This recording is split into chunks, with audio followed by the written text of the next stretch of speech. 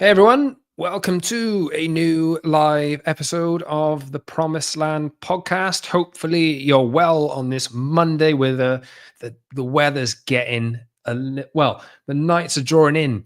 Summer is starting to end, although that means that the Premier League season is on the horizon. We have 4 days till the kickoff. Liverpool versus Bournemouth, I think, is the first game. Manchester United's first game is against Arsenal on Sunday. And are United ready? I think they do still need maybe a little bit more. They need to spend a little bit more money. But will they need to sell players first? I think they will. I'm going to be talking about how possible their perfect transfer window is over the course of this stream today. And when I talk perfect, I'm acknowledging that they have already signed Benjamin Sesko. They have already signed proven Premier League experience in Mateus Cunha and in Brian Mbeumo. I forgot his name just for a second there. But we know that United have been really drawing on not a lot of money for a little while now. And we've been asking exactly how possible is this and why have United somehow managed to... Oh, Suvik's here. Somehow managed to pull these deals off. How have they managed to do it? We know that they need to sell players. We know that they need to do that. And they haven't sold any yet.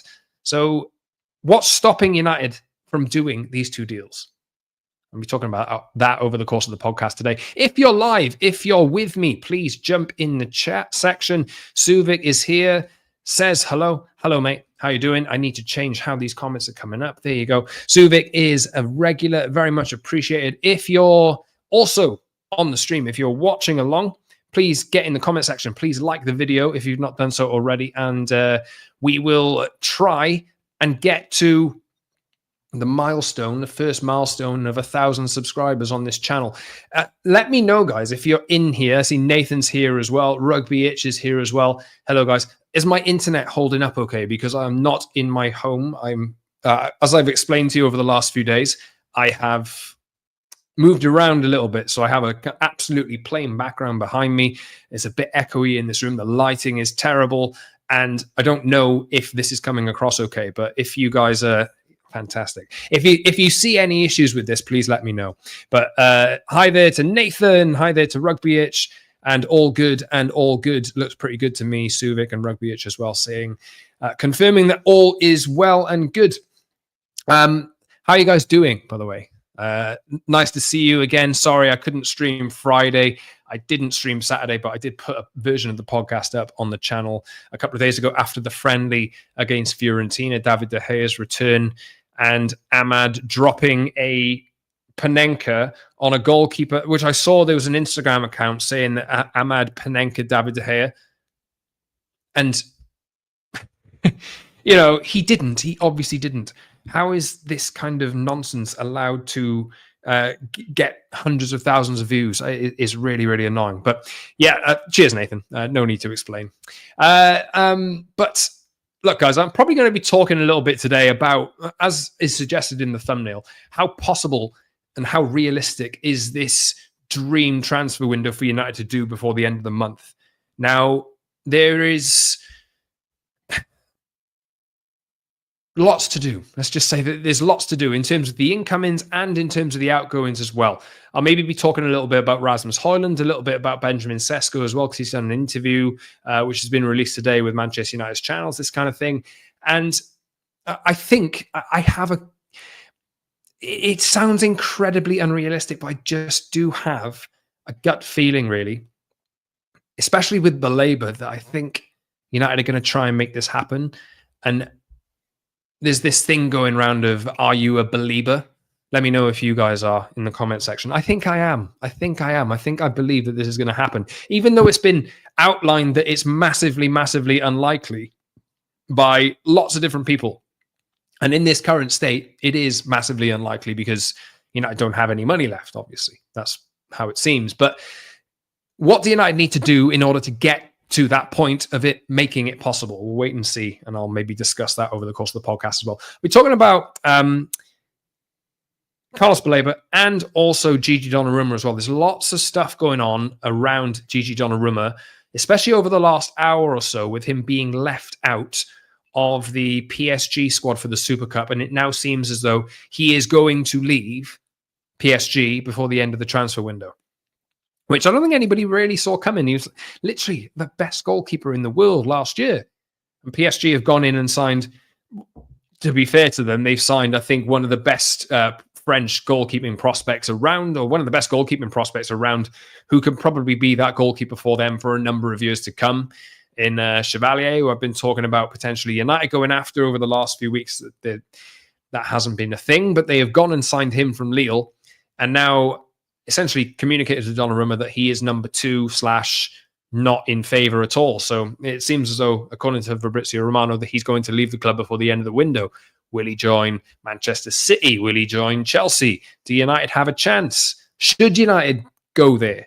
I think is an actual question that we should be asking, not just looking at the player himself and saying, because he is like best goalkeeper in the world at the moment, but there's a couple of elements around the deal that I'm not entirely sure about and not entirely comfortable with. But if I can kind of be convinced, or I come to find out that they are not issues, or that the players join in for the right reasons, then, I think this is a deal that United should be doing. Certainly, it makes a lot more sense to me than going for an Emi Martinez, for example. But let me get into your comments as well. Nathan has a strong feeling that the Baleba deal will happen. Suvik says, it's wild to think that people were losing their minds over inactivity a few weeks ago. As fans need to trust the new leadership more. They are exceeding expectations in the market. Yeah, absolutely. It is crazy, isn't it? Because even I was done with transfers like a month ago, 6 weeks ago or whatever. But it is funny how things change. Rugby Itch says, I would love to have Donnarumma, but only if he stays on the 200k a week wages with incentives based on performance. I think I'll talk about Donnarumma maybe over the course of the stream. You're along the lines there of what I'm thinking with him as well. It does seem to me a little bit, I think I outlined it on Twitter. It does seem to me a little bit like United are going back to, and I'm not saying they are, but it has the vibes for me of United signing from like 6 years ago. The United signing of, this guy is really good, but let's go give him a lot of money and then he's going to fix our team and every problem that we have. It kind of has that vibe of a signing. But like you say, where was it said? Suvik said it just now. As fans need to trust in new leadership more, they're exceeding expectations in the market. So, yeah. And Sanchez as well. Look, I think with Donnarumma, there are lots of, like, the Chelsea thing seems really obvious to me. I don't know whether I've seen that Chelsea have maybe inquired about him to PSG and what it's going to take to get him out of PSG.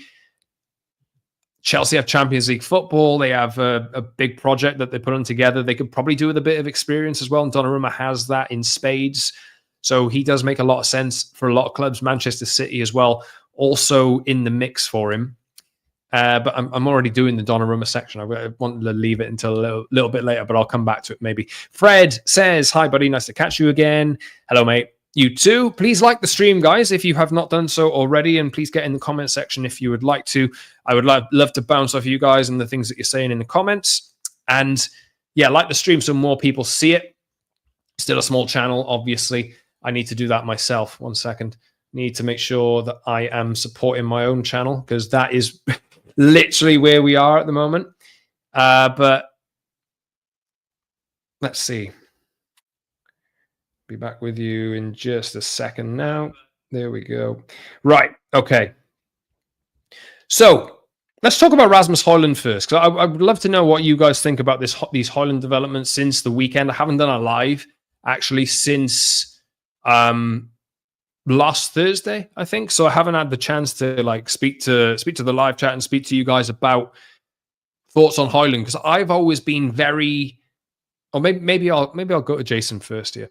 And Nathan is concerned about the amount of players that could go to AFCON. But Jason, just before I get into Højlund, says, I think I prefer Lammens. Donnarumma does have some gaffes in him. He needs to join the club for the right reasons. I think Baleba will happen. Yeah, you're really along the lines of what I'm thinking there. But I will come back to Donnarumma in a little bit. But let me know what you guys think about this Højlund stuff, because obviously he was left out of the Fiorentina friendly the other day. And I think it was incredibly telling that United left him on the bench and played Mason Mount through the middle, and he did not get on at all.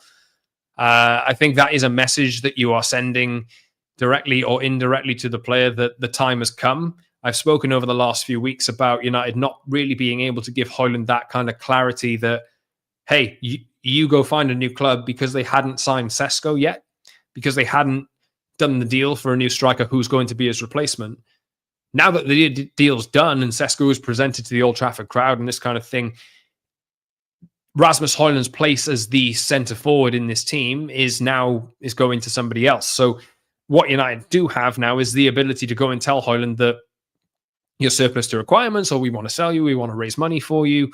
And even though Højlund has wanted to stay, and I have been quite vocal on the podcast and on these live streams about wanting to see maybe United not be short in that central striking department. I know they have Xerxes, I know they have Cheeto, I know that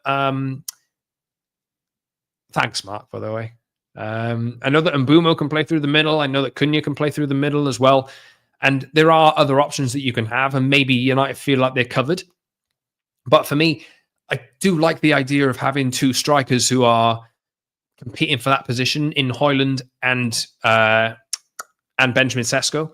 The competition is going to be only one-sided, really, because Sesko's going to get most of, if not all, the minutes. But if you have another hungry young striker coming off the bench trying to make an impression, I think that's good for like team competition and these kinds of things. And United have lacked that competition in a lot of positions over the course of the last few years. And obviously with Sesko being 22 and Højlund being 22 and not really having that underlying player with experience, maybe you like go and sign a Calvert-Lewin or another striker with Premier League experience. I don't know what happens, but I think for me, I've always been on the keep Højlund train and maybe give him a chance. But it seems like the club have made their decision. And there's been links with Milan over the last few days, 4 million loan fee potentially, and a 39 million buy option for him to go to Milan. Or I'm seeing loads of different numbers floating around, 30 million quid in some places, 40 million quid in other places. United are willing to take a PSR loss on Højlund, which I think makes a lot of sense given the money seems to be the most important thing to get, to reinvest it in other positions in the team at the moment. That's the most, for what it's worth, I think it's likely. Grace says here, AC Milan fans will appreciate him. We ruined Rasmus by bringing him in as the main striker 2 seasons ago. With no experienced striker and greedy wingers. I completely agree. And I think that Højlund he's not been given a fair crack of the whip at all. I think he has really suffered from poor recruitment decisions like this. Not pinning that, obviously, on the people that are making the decisions now. But it is, as Ramek says here, I feel sad for him. I do. I feel sad for him as well. If we want to progress to the next level we aspire to, but he isn't the guy. Okay, fair enough. And I think that's the conclusion that a lot of people have come to. And that is an entirely fair one as well. I just think that there is more in him. And I think there probably will come a day where if he does leave... Tulips back. Yes. Look, imagine. All I'm saying is imagine, right? But I'll talk about Baleba and Donnarumma over the course of the pod. But just on Højlund, my outline on this is I've always wanted him to stay and compete.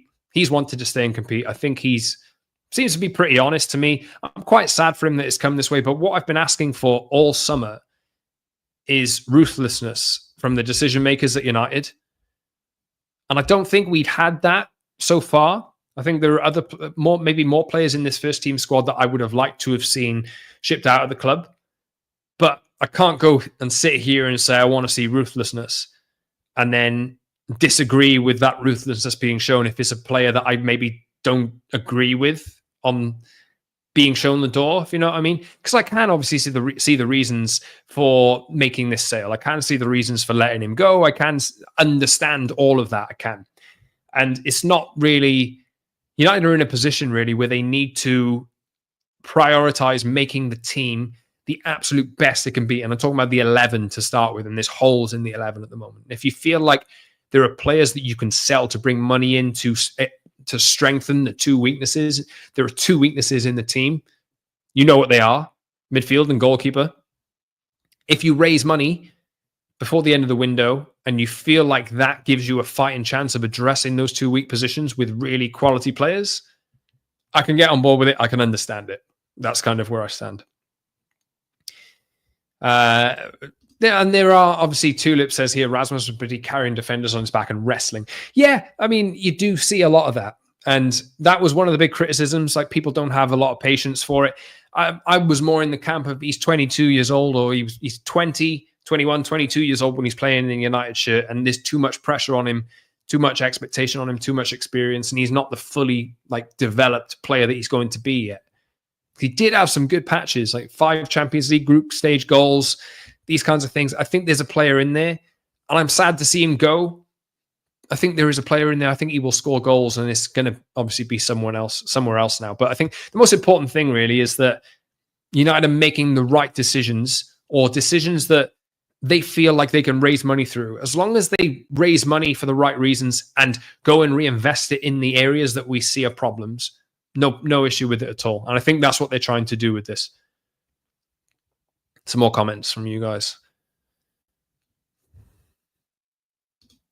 Fred says, it leaves Haaland in no doubt where he stands. I hope he's not the only one to take the rap for a poor performance last season. Yeah, like I just said there, Fred, there's a lot of players that I would like to have seen this treatment given to.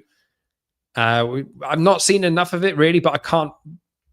If it's a player that I think is worth keeping, but that ruthlessness is kind of being shown to that player, and they've been ruthless, they really have, with the indications that they've given to him, I can't sit here and complain that just because it's a player that I maybe disagree with being sold, I can't complain that they're showing that ruthlessness, if you know what I mean. Mark Park says, come on, folks, give the video a like and subscribe. One of the best channels, if not the best. Thank you so much, Mark. Really appreciate it. Please subscribe. I'm nearing I think, a subscriber. No, I'm not even there yet. I haven't had 1 subscriber today.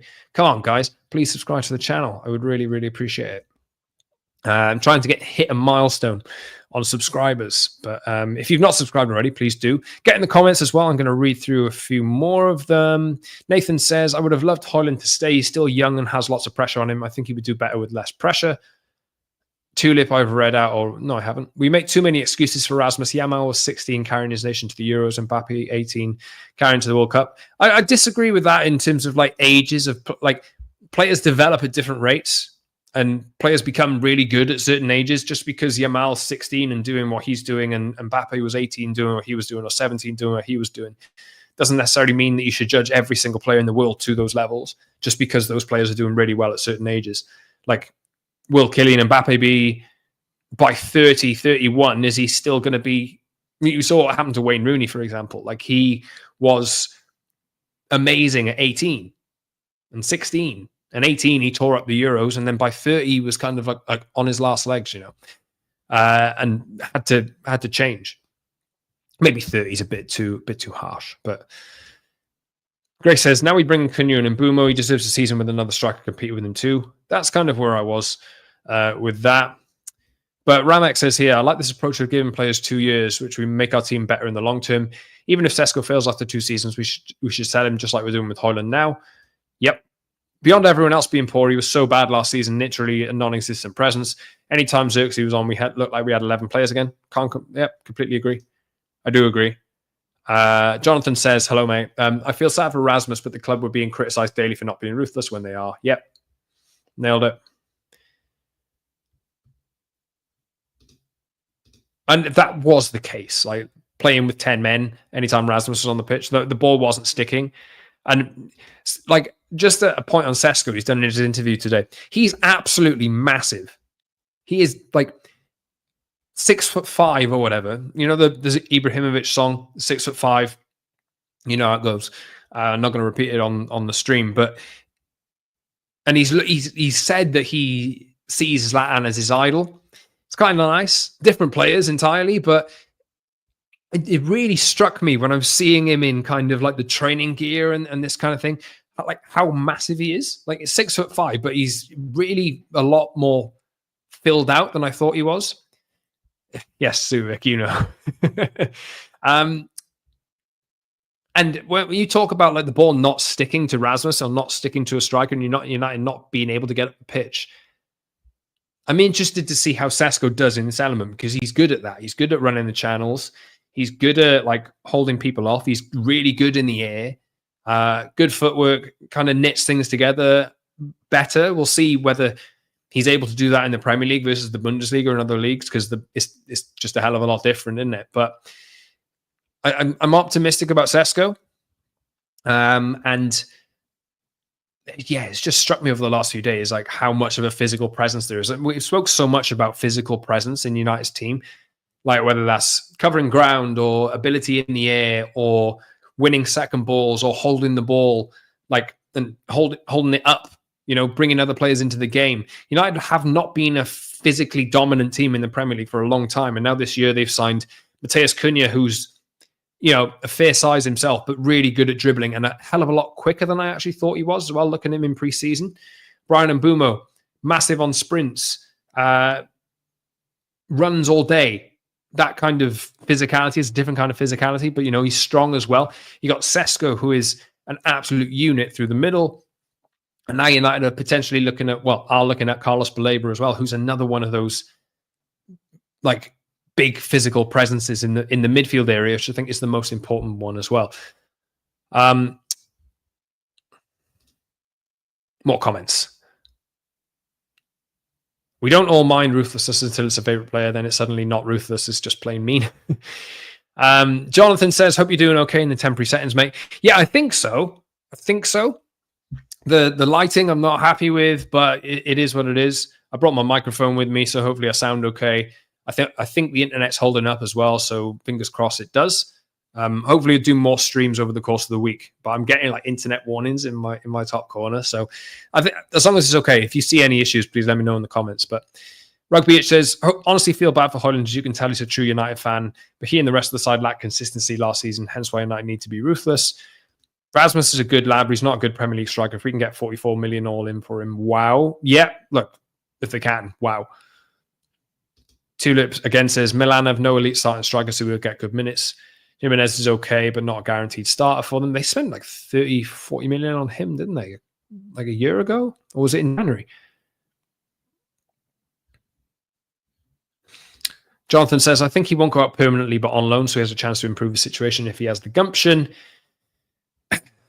Jason, hello, says, Rasmus should be a cautionary tale if your strikers go into unsettled clubs with no direction. Yeah, absolutely.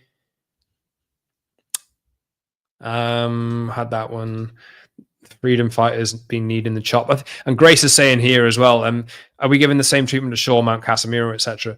I think it's with Casemiro and Shaw, like, I think they're different cases. Like with Højlund, obviously I've spoken about Højlund and I'm talking about having a chance and him still being young. Obviously Shaw has a really poor injury record and is a high earner. I think 150-ish off the top of my head. But poor injury record is going to not have clubs, be batting down the door to come and sign him. And Casemiro is obviously one of the club's highest earners. So, and the wrong side of 30 as well, and doesn't really have the physical ability to kind of keep up in the Premier League in ways that Premier League teams want. So there's only a few places that you'd really see Casemiro go, but that Saudi interest has never really materialized. So I understand, and I would like to see that kind of same treatment given out as well. I've said that on the pod over the last few months, but Rasmus is simply more sellable than those players. Ephraim says, do we really have the budget to buy Baleba? Not currently, but I'm going to be talking about if this is all possible over the course of the podcast today. So stick with me if you'd like to do so. I'm not fearful for Kobe. I don't think, Jonathan. But yeah, that was an interesting day, wasn't it? It seemed like to signify the future. I think United are gonna try their very best to keep Kobe personally. Just a feeling. And like the stream, as Jonathan says there.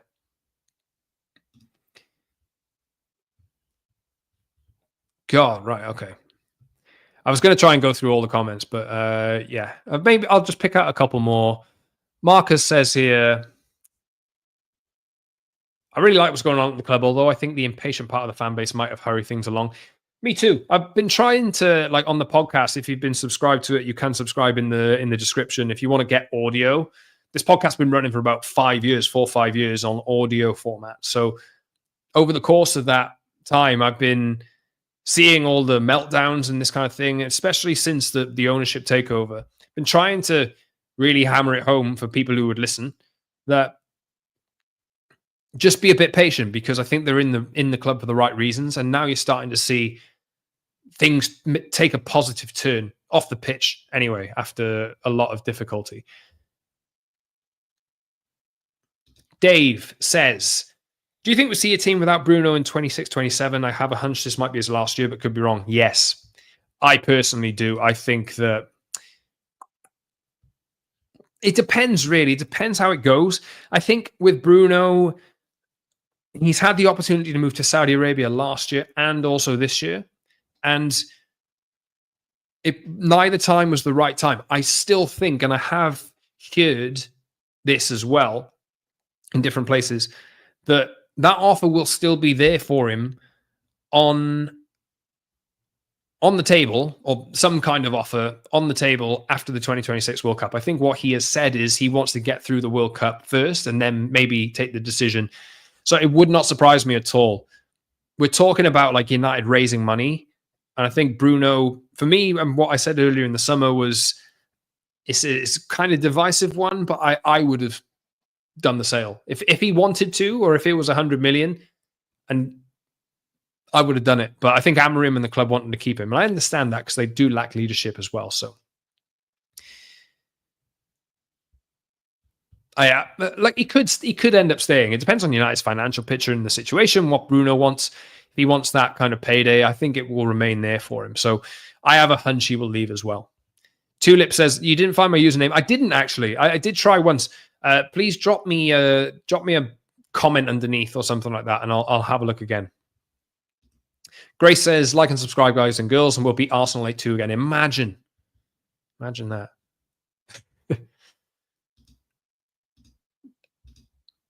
Bruno out, Wharton in next summer. Wharton, Baleba, Manu would be nice, wouldn't it? Any updates on Anthony? I have not heard anything at all. Honestly, like, I think what he told now is this Betis move, and I have seen today that I think him and Mateus Cunha have been spending some time together. I think they had dinner together, which is I think they're mates, aren't they? But I haven't seen anything on Anthony. He's holding out for this Betis move. I think United really need to move that along. But I think they're trying to play the game and get him back on loan to Betis, which is just taking forever. I hope that United end up selling him for actual money. But we'll see. Harish says, I found the Donnarumma links kind of strange. His stats are similar to Onana, but he's more imposing than him. But not sure we really have the money as they're trying to clear the existing big ones.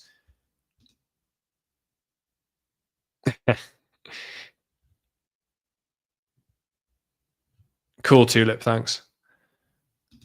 Marcus says, apparently there's cash because the streamlining Ineos likes the banks like it. So, look, obviously, there's streamlining that they've done, which has saved them millions and millions of pounds a year off the club's, projected expenditure.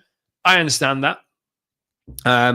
Obviously, it's not the nicest way to go about running a business, but they have streamlined the entire team and streamlined the process. Let's talk about the actual topic at hand, I suppose. How realistic is this dream transfer window? So, at the moment, it is unlikely, I would say. And what you're getting from most of the people who are connected to United at the moment is this is massively unlikely. This Carlos Baleba deal especially is massively unlikely, or is unlikely. But it is unlikely because of these players that United haven't sold yet. So we spent time talking about Rasmus Højlund there. Really depends on what kind of move. Jonathan, thank you very much. I haven't checked the latest. I don't know if it was Laurie's piece. I did see a bit on United's finances come through on The Athletic the other day. I think it was last week. I did read that, but I'm not sure whether there's a new one. Jonathan, thank you very much. I will come back to that. How do United go and make this realistic, this dream window actually possible? When I talk about dream window, I'm talking about signing Baleba, and then whatever you think of Donnarumma. Dave Lewis, not a big fan. Trying to read that there. Yeah, so I'm guessing here that it's. I want to talk about Donnarumma in a second, but I think for United to get to this point of actually being able to do these transfers, obviously Højlund, raising money for Højlund, raising money for Garnacho. I think United are sticking to their 50 million valuation. This came from Fabrizio Romano over the last couple of hours. United are sticking to 50 million. Chelsea want 30. There is no way in hell that Chelsea should be getting Garnacho for 30 million. You know, United need to stick to that. And if in the end, like Garnacho ends up staying at United because Chelsea are trying to lowball United right till the end, I don't think it'll be that. I don't think it'll come to that. My most likelihood is I think they probably come to 40 million plus 5 or 40 million plus 10 or something. That move needs to happen, by the way. Garnacho and Højlund, that money should be able to give United enough leverage or enough cash, providing they get the cash up front, to go and put that like a suitable offer down on the table to Brighton. We'll see what happens there. For Carlos Baleba anyway. You clear the Sancho wages. You saw what United managed to do just by getting Marcus Rashford's wages off the bill for a year. Saved up 14 to 17 million pounds. I forget the exact number, but United have surprised us a lot of the time so far this summer. Get Sancho's wage off, get Anthony's wage off, or get a transfer fee for him.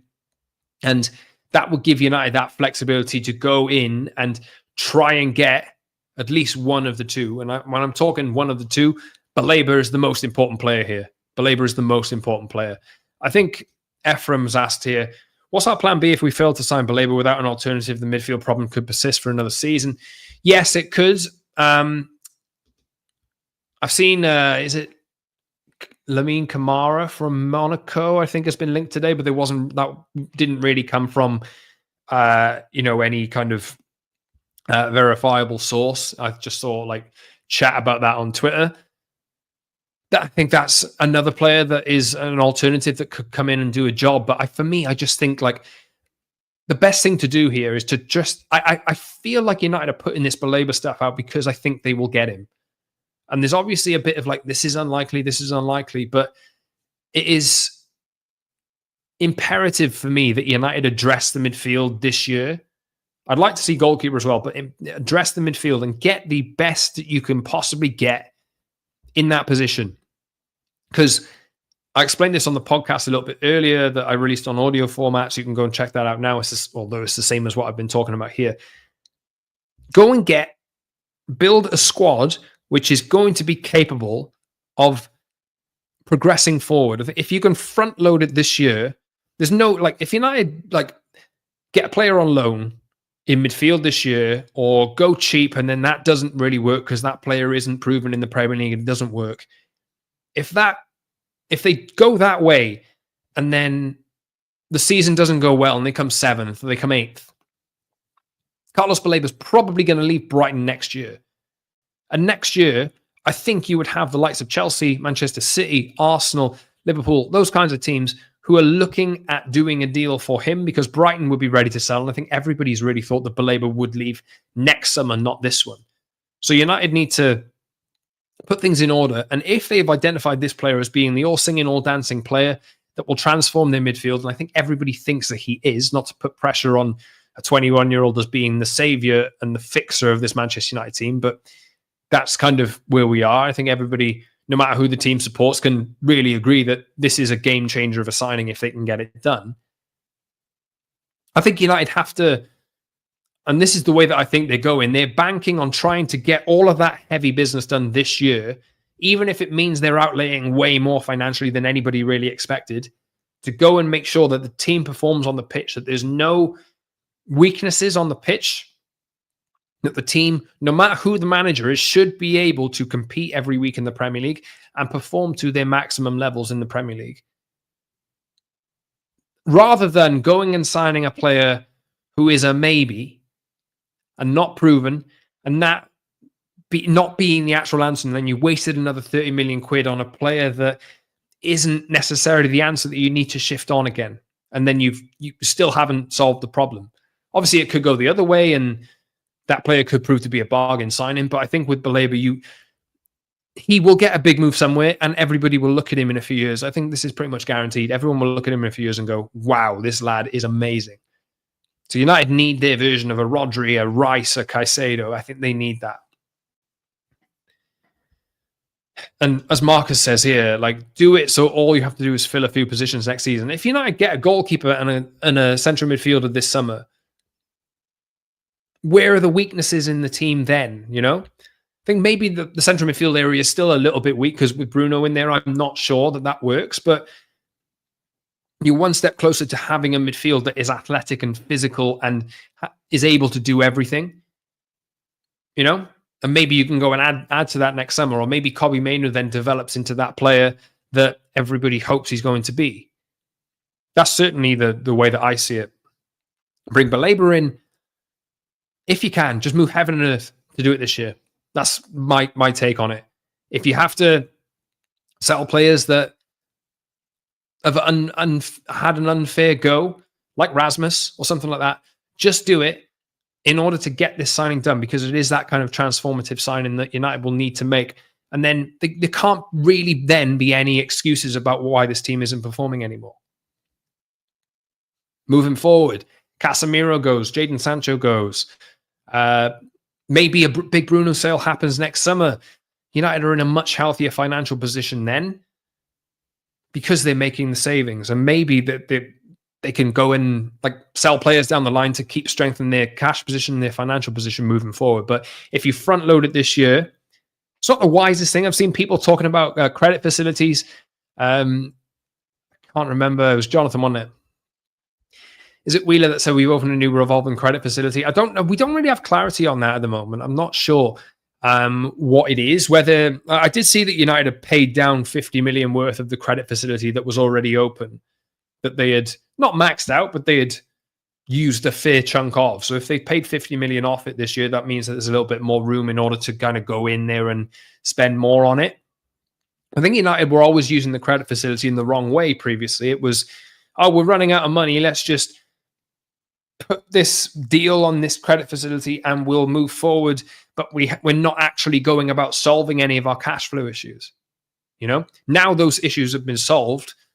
You've got much more careful financial planning over the few years to come. If you feel like you can take that risk now, knowing that if performance goes as expected or that you hope, you will end up like paying that back later because your performance on the pitch was much improved. I think that's the right way to look at it at the moment, even if it is taking more financial risk.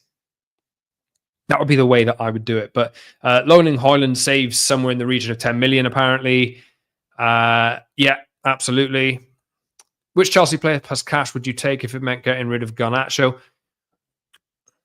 I kind of just want cash. I do like Andre Santos, but well, Cole Palmer, but not going to happen, is it?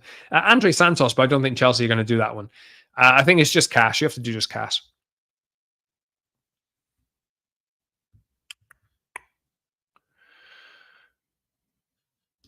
Interesting, Fred.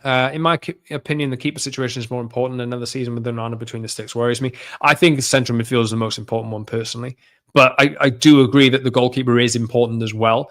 I would like to see both done in this summer. Peter says, great show, Scott. Thank you very much, Peter. Thanks for watching again. Please like the stream, guys, if you've not done so already. Suvik says, don't compromise. Get the top choice target and don't settle. If we do that, then it doesn't matter when or which window you get them. Yeah, absolutely.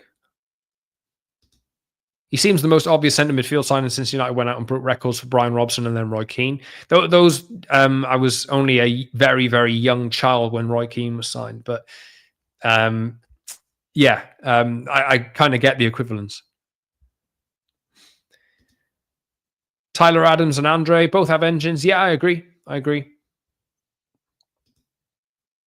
But although I don't think they're kind of the same level down the line that Baleba will be.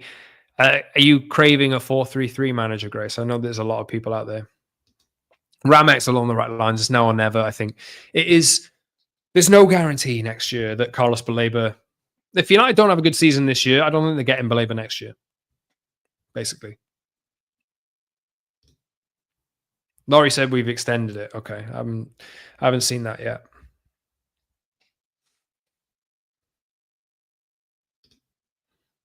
Would you move on some youngsters for a short-term solution to get in what we need sooner?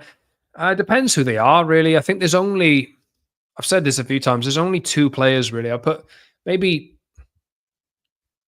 not counting the new signings, obviously now because they have made 3 this summer. But I think Lenny Yoro and Kobe Mainu really are the 2 players that I don't want to see United sell at any cost. But there's obviously some really talented players in the academy as well. You want to see them kind of come through the system and this kind of thing. But I do think that there's going to be a point where some youngsters are sold for like 5-10 million quid in order to kind of top up that cash position and help PSR. Absolutely.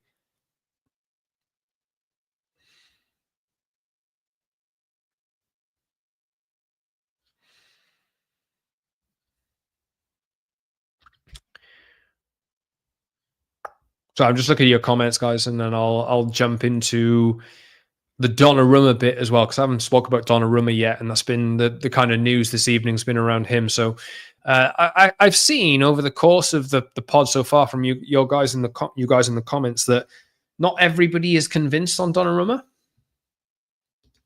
and neither am I really. But I do. Okay, here we go. Harry Amass, Collier, Kone being used potentially. Manpreet, hello mate, joining late today. Looking forward to this week's Arsenal match. Hopefully a Mbumo and Cunha goal to get us a win. It was suggested that United will win 8-2 this weekend earlier, and I think you might have missed that, but that would be lovely, wouldn't it? Please like the stream if you've not done so already, and subscribe to the channel if you're new as well. Let's talk about this Donnarumma stuff then, because let me just pull this up.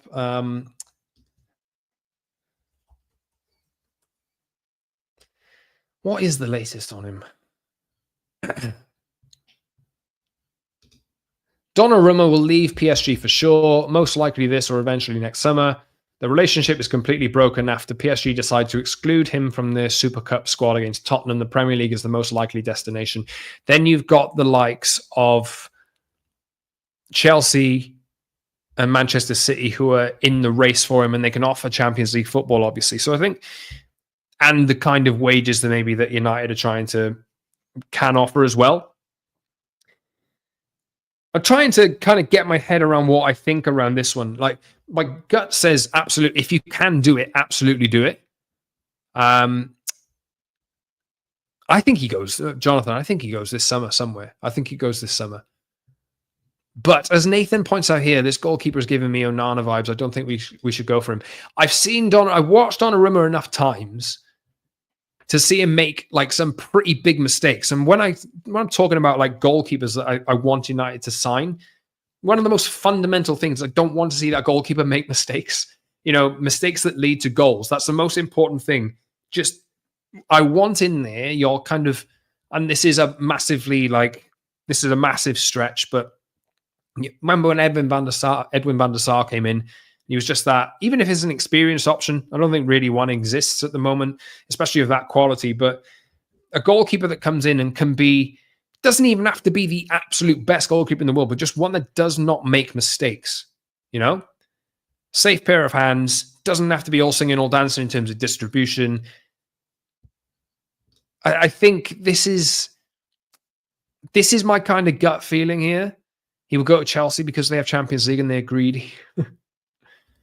But like you say, too many links to Donnarumma to ignore it. So I do think that United are looking at this. I do think that United would like this to happen, but lots of things need to happen first. I think they do need to definitely make wage space. They need to get Sancho out, need to get Anthony out, need to sell Højlund or loan him out, get a big fee for Garnacho as well.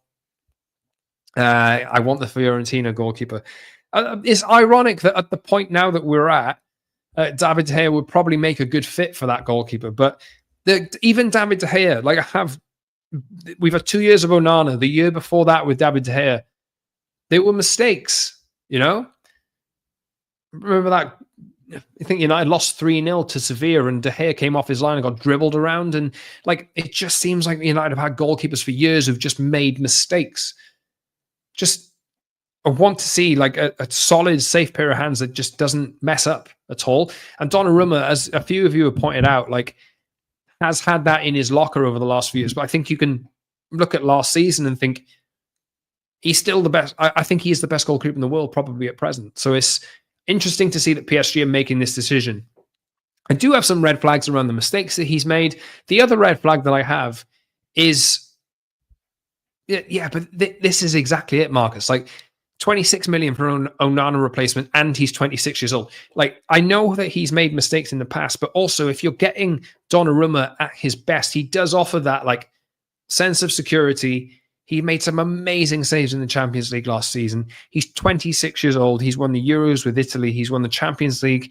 He is the kind of player that if things go well, he's going to be your answering goal for 10 years plus.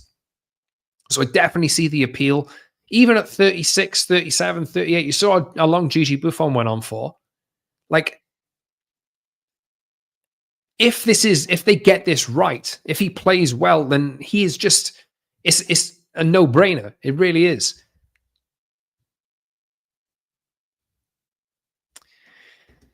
But the other thing that I have, the flag that I have, is the fact that around why he's leaving PSG, and it's around his wages, I think. And that, to me, is a bit of a red flag. You know, like, it's been pointed out a few times here, and I think somebody said it earlier. I can't remember who it was, but talking about Lamens. And I've said, like, for most of the summer so far, that my pick would be, if you can... Do you really think that, Hardik? 3 to 4 years? I'm not sure. I'm not sure. If United are going back to where the club wants them to go, maybe it's because Donnarumma's moved around a lot on free transfers and this kind of thing. I don't know. But Suvic says it has to be for the right reasons. If he demands extortionate wages, signing bonuses, and agent fees, then no. I think that's really where I am with this. United have made a good habit over the course of the summer with making sure that players are joining United for the right reasons, making sure that United are the only club they want to join, making sure that they are bringing players into line with a wage structure that is respectable, that isn't completely outlandish. And for the record, Marcus, Donnarumma every day of the week over Martinez.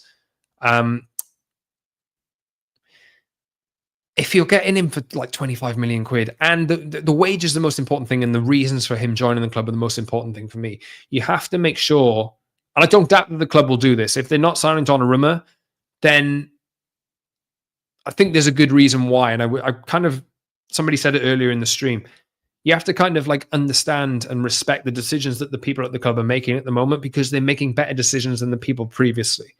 It just takes a little bit of time to actually play out.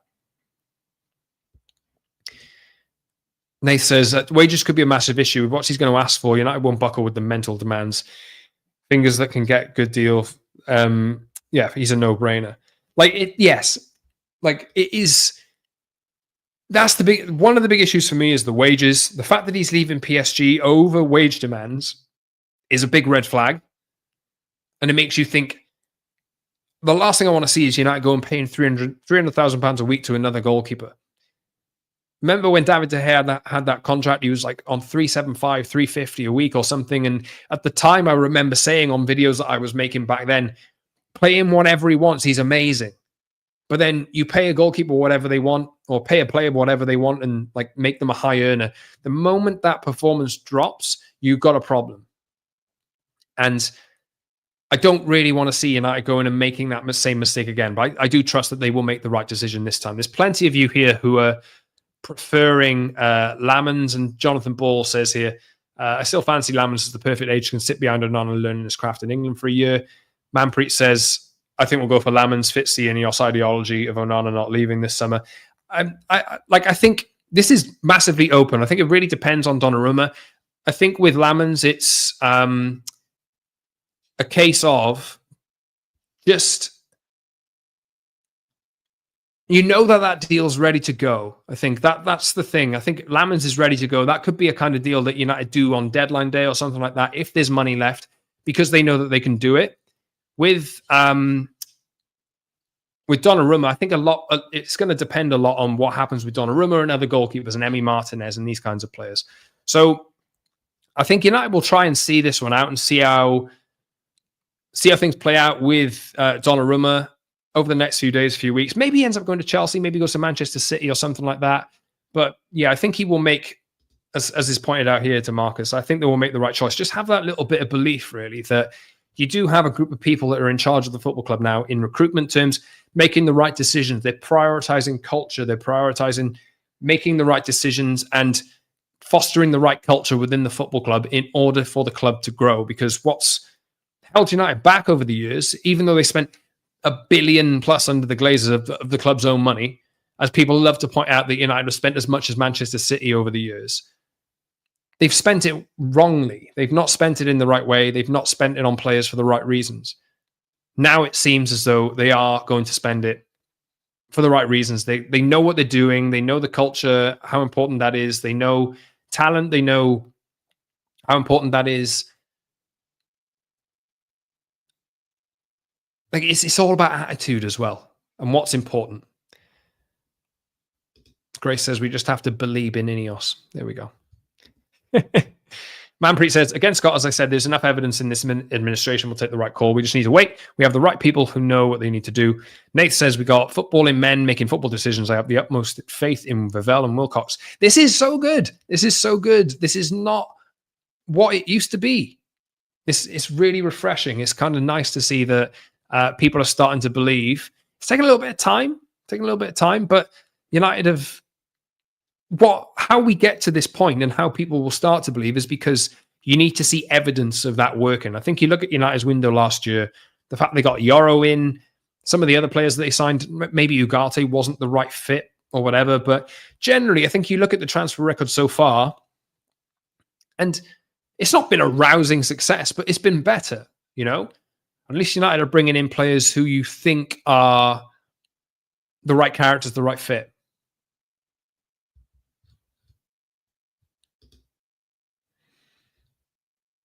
Yeah, 40 just on Martinez. 40 million for a 33-year-old Martinez is no, absolutely not. You saw what he did at Old Trafford on the last day of last season as well. He's suspended for the first game of last season. Like, for me, if you're taking him on a free transfer or something like that, which is not going to happen, but that would be a way I would get on board with it. But otherwise, no, not for me. I'm going to have to shoot there, guys. I really appreciate you joining. I'm running a little bit late and I'm kicking people out of the room that I'm in order to get this podcast done. But thanks so much, you guys, for joining. I'll likely be back tomorrow to talk more a little about United and whatever's happening. Hopefully we do get some movement on the outgoings and some more progress on the Carlos Baleba stuff, and we will see what happens. But thanks for watching. Thanks for listening to the podcast. Please subscribe. YouTube, Apple, Spotify. If you want audio, the links are in description on Apple and Spotify. You get similar podcasts to this, just with less audience interaction. But thanks, you guys, for being here. Really great to chat with you in the chat section as well. Really, really appreciate it. And I'll see you soon for another episode of TPL Live or whatever it's called. Give me a follow on social media as well at @_Scott Saunders on X, Instagram, and TikTok. See you soon, everyone. Thank you.